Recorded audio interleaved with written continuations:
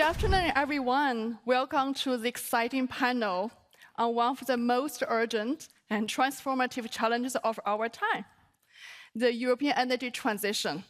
So my name is Wenjing Xiao. I'm Strategy VP at Schneider. Today, I'm super honored to moderate today's session.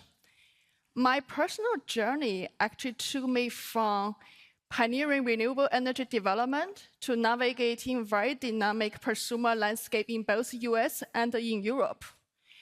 This experience has shaped my own belief in bold innovation and also resilient leadership. Today, I'm joined by two visionary leaders to discuss how they are not only responding to Europe's evolving energy landscape, but actually they are shaping it. So first, Erik Andersen, CEO and co-founder of European Energy. His company not only already developed 3 gigawatt renewable energy capacity across 20 countries, and is a powerhouse of wind, solar, and storage.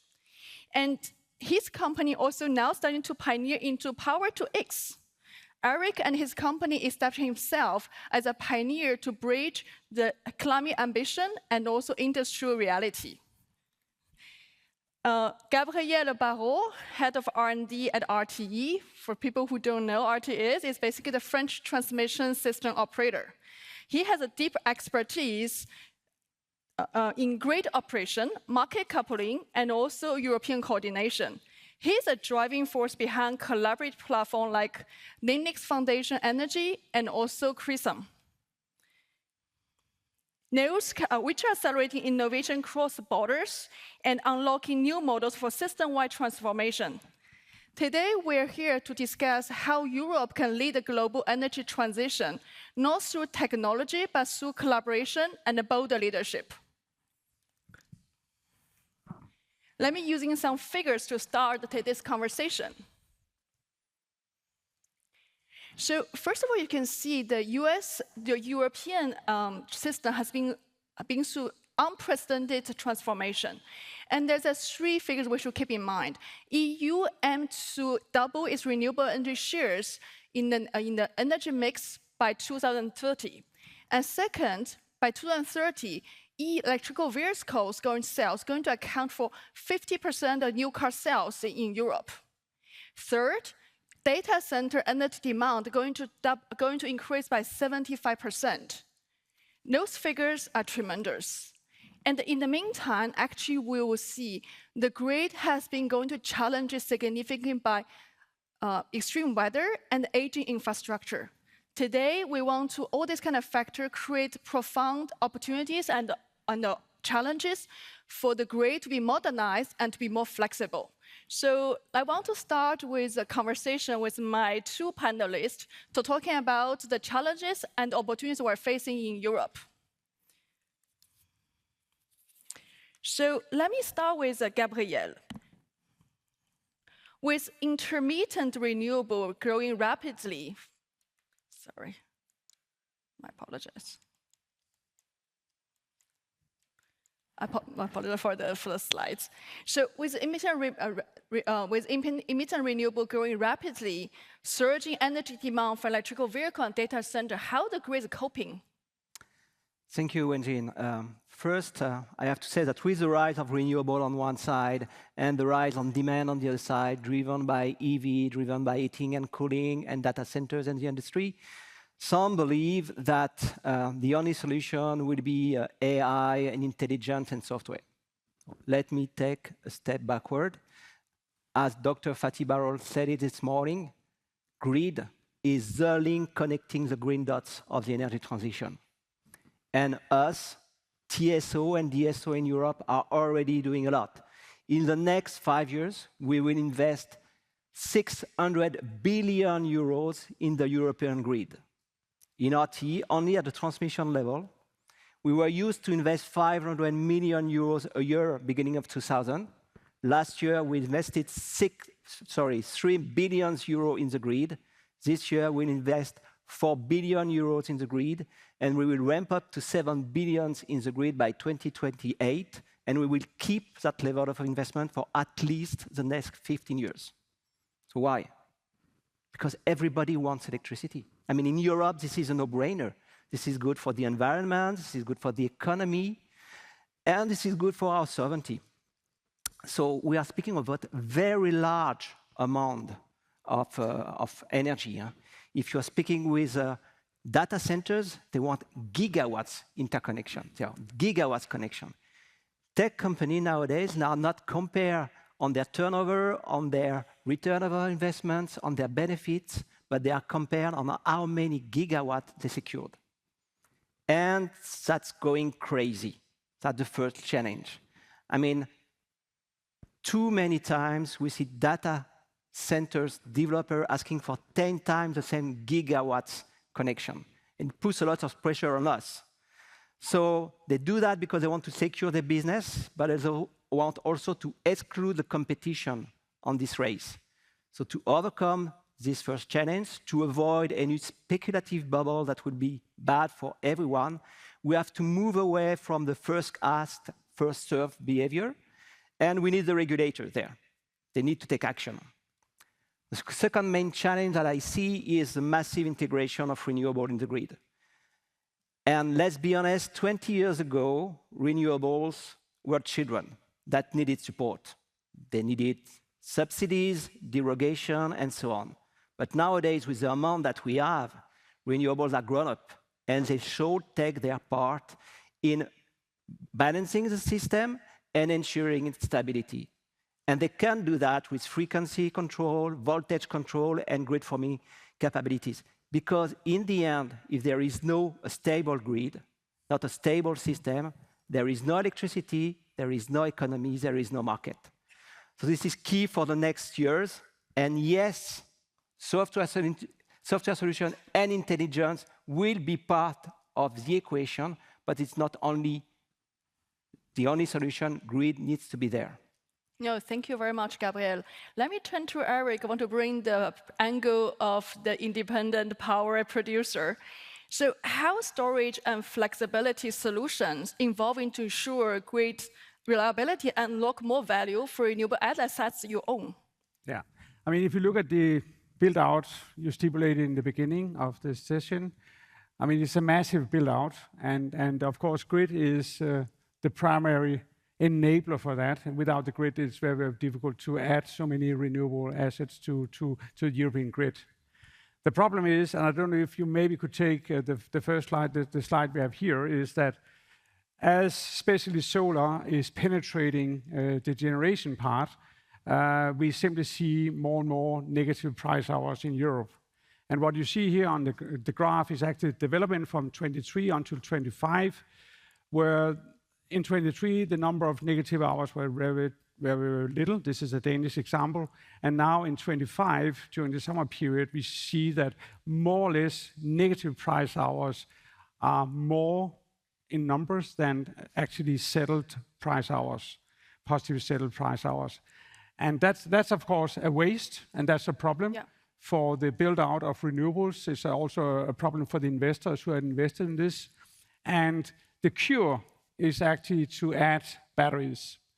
And that is what our company is doing right now. We are making hybrids and also retrofits in all our dominant markets.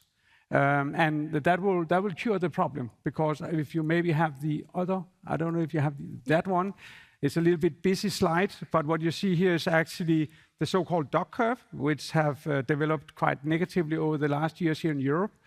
The heavy green is the production profile from the typically solar, and the duck curves, which you see here, is how the price have developed over the last few years. And as you see, the dip in the market price during the midday has become lower and lower. And the trick is, of course, to take those zero price hours and move them, those electrons, to where we really need them, and that's beginning of the evening, typically between 6 to 8 o'clock. And that's where the battery comes in. And that's why we see a heavy development now in deploying batteries. And the good part is that batteries also have become quite affordable. Yeah. So there's a need, but they are also achievable in terms of cost. Thank you so much, Eric. So I want to summarize the very complicated landscape in Europe with these slides.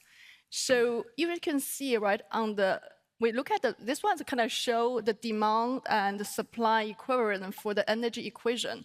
We see on the supply side, renewable energy increased significantly, 42.5% in the energy mix by 2030.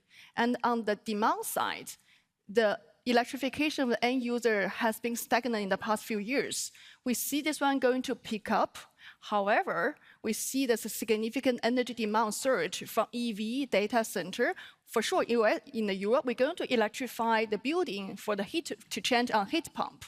In the middle, you have the grid, which Gabriel is running.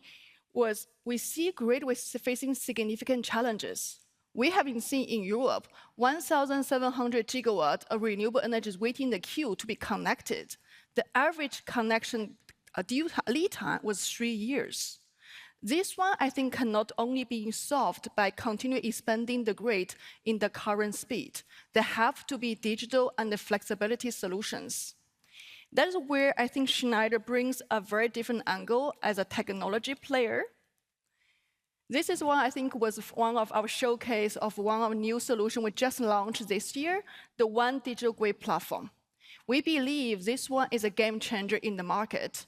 So this one I will not dive into a lot of technical details. I'm also not a CTO, but I think if you haven't had a chance to look at this one in detail, please visit our booth in the Innovation Hub for the One Digital Grid platform.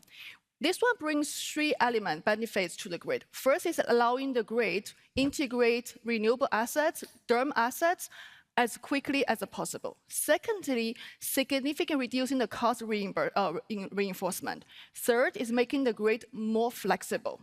So I think this one, please check it out before you sign off on today's session.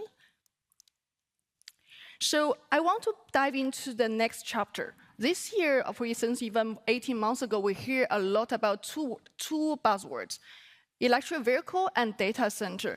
I really want to hear about panelists to hear how this kind of 2 driving market forces making the grid more to decarbonize the grid system and also make the grid more flexible.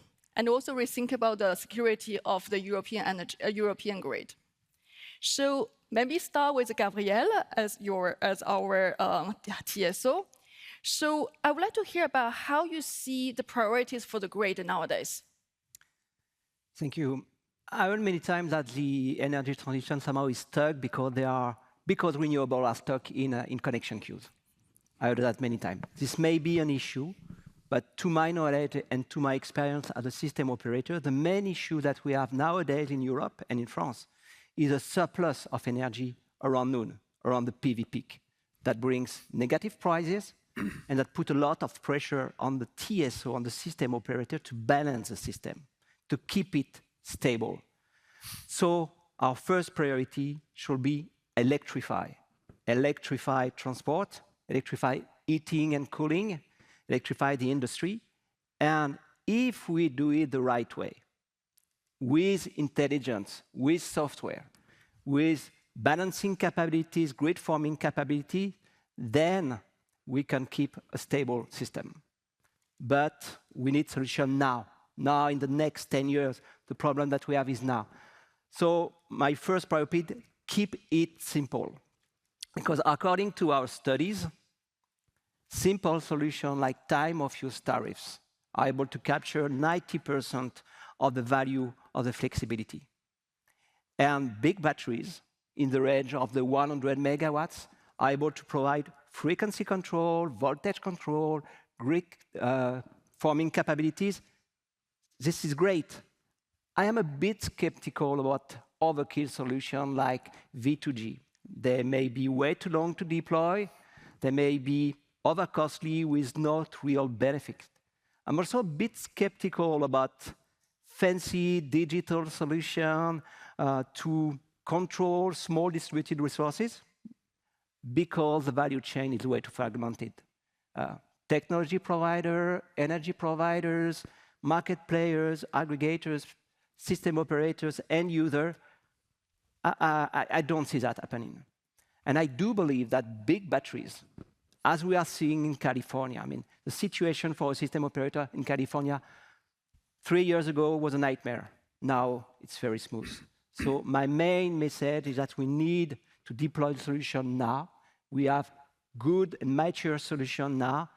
The only problem that we have to solve is an adequate regulation and an adequate business model to keep the solution at an affordable cost.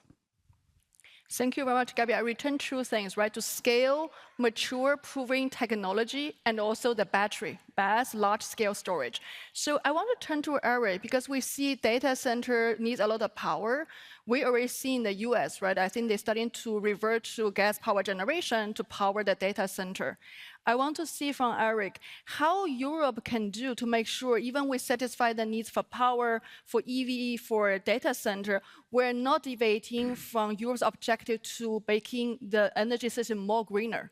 What do we should do? Yeah, I think we have delivered power to data centers for the last 7 years.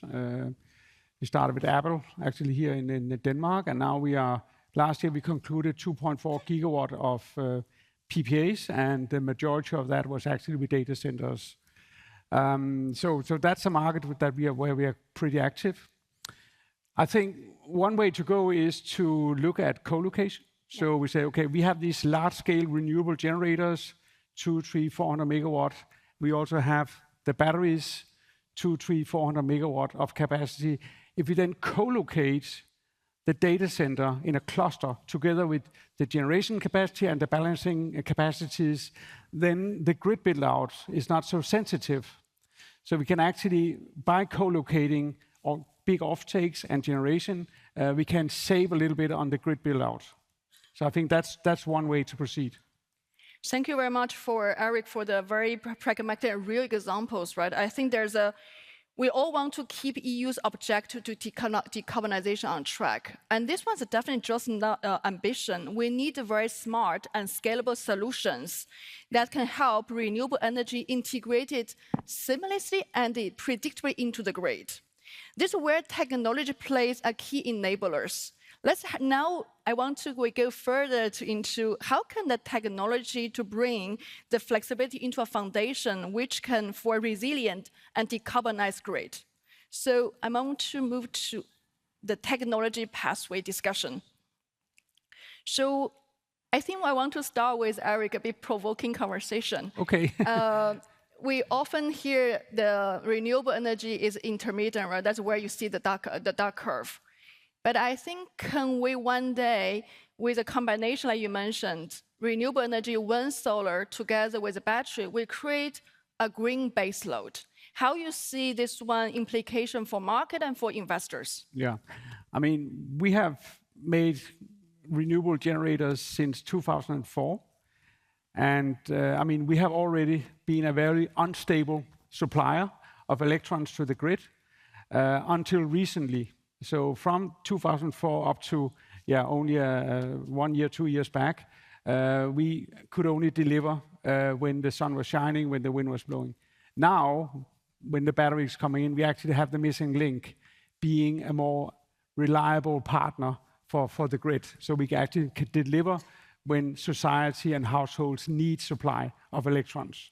So batteries, I think, is the missing link in this equation. And as I said a little bit earlier, the good part is that the scale now, due to the EV evolution and all that, also has come down in price. And the technology and the innovation within the battery sector is one of the fastest growing innovation paths that we see in all technology fronts. So I'm quite optimistic that we will have large-scale batteries populated at the TSO level, but also locally along the generation capacities. Thank you, Eric. This is definitely the view from our practitioners. I want to turn a bit to Gabrielle. As you coming from the R&D department of RTE, I want to know in the real world, what are the lessons can we draw from the grid modernization project, maybe personally you get involved in? How you see maybe the at the edge, avant-garde innovation prepare for the future? Well, as I already mentioned, I mean, for the next 5 years, the technology is already there, so scale up, please. We need that right now. But now if we look at the next frontier beyond 2030, then I was very much inspired by the talk from Gwenaëlle yesterday about this software-defined power system. That's something that will be needed beyond 2030. But The thing is that to move such a thing, nobody can do that alone. So I was also inspired by this idea of an open ecosystem of innovator to drive the innovation with so many players. And in my personal experience, if you want an healthy ecosystem, you need fairness, you need transparency, and you need openness. And I won't focus on any single solution, because there will be many that are needed. But the way to work, we need frameworks that ensure this transparency, openness, and fairness.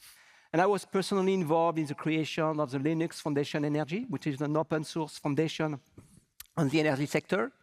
I was personally involved in the creation of CRECIM, which is a European Association for Open R&D in Europe, in the energy sector. And those are great framework, not dependent on one single player, that ensure transparency, fairness, and openness, that can really speed up innovation. So my main message there would be, join us, please, and let's take the journey for the next frontier beyond 2030. Thank you very much, Gabriel. I think we want to think about what is the objective we want to serve, right? We want to definitely accelerate energy transition in Europe. And what here from our two panelists is clear, we need to think beyond just building more and more infrastructures. I think there's a kind of intelligence, and when I say intelligence, that can be in different forms. I think we definitely know there's already technology in the market, the DERMS, the distributed energy resource management system. There's a virtual power plant. There's also definitely microgrid, and also there's smart chargings. I think they become kind of like going to play a very critical role together with the infrastructure we already have. And we believe those technologies are just not technical fixers. I think they're definitely strategic enablers. They're going to help us optimize existing assets, enhance the grid flexibilities, and prepare for the future demand. And I think one thing we probably will not have time to dive deeper in this session, but I think in this morning, my colleague Laurent Badet will be discussed with the different regulators in Europe. I think there need to be elements of a regulator coming into the picture. I think in order to making the space to deploy new technology, we need to have a regulation environment to encourage and also incentivize the adoption of those technologies by all us involved.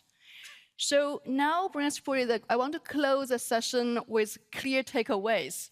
So I want to ask each of my panelists, if you're going to summarize only one priorities for the next coming years, what you will recommend to do, or you will do in your own domain, to make Europe towards a journey of a resilient, reliable, and decarbonized energy system? Want to go for Eric first? Yeah, I think, again, if you take cost, which is also, I think, on the European agenda, I think we have seen that, at least from our technologies, the price points have come down for society every year. And we will, of course, continue that. We are still maybe a little bit more costly here in Europe than we are in the US, maybe also in China. But I think cost is a main driver for our activities. And I think a good cooperation between the public sector and the private sector can bring good solution, can bring down the cost for electrification. So that cost is actually our main focus, and scalability for our solutions across Europe. Thank you very much, Eric. So you want to add something, Gabriel? If you allow me, I will see three priorities. First one, don't forget the grid. I mean, we are speaking about large amount of energy. Please do not forget the grid. Second priority in Europe right now is electrify now, transport, heating, cooling, the industry. And please do it the right way with basic solution that provide flexibility now, because we need flexibility now. And there is a next frontier beyond 2030, that's the midterm thing that we need. And then I strongly believe that, yes, we need to go for this software-defined power system that mix grid, intelligence, AI, and digitalize. And there is only one way to do that, is to do that all together. And I believe that open source, open R&D, open innovation is a great way to do that, because nobody can do that alone. Thank you. I think I want to thank you for my two great panelists to join me for today's discussion. I think I want to probably summarize a bit in what at least my takeaway. I hear about several things. First, I think let's scale what we already have, the proven technology, right? This one clearly, there's a kind of battery together with renewable energy that we would definitely want to deploy. And second thing, I think, was a kind of coordination, right? I think there's a coordination at the different level, coordination about market design, coordination about different market players. And also, I think collaboration, right? For example, we need to act very responsibly and also, how to say, collaborative about between market players. We need to say, oh, we don't ask him for many things for the grid, but in the end, we do not really use it. And one thing which I know, Eric, you also have R&D forces in your organization. Schneider, we also have a lot of R&D colleagues was working on the next frontier of the technology. Same for RTE. I think now we enter into an era which is about open innovation, open R&D. Let's leverage each other to create more partnership instead of basically each of us going to invest different things. So it's really a call for collaboration. I think when all the kind of elements come together, we are ready basically to build a resilient, flexible, and decarbonized energy system for Europe in the future. And I think we're going to probably thank you so much. I think I know it's probably the last panel discussion before we still have one left. And I'm really thankful for the audience to join us today's discussion. And I think the time with us, I hope you get some inspiring takeaway from our panelists. And I think I really encourage you to visit our Schneider Innovation Hub. And I think for you to really touch our product and also touch our softwares to see how the technology and innovation can bring you to your customer and to your country and to your societies. So thank you all for your time and then for joining us.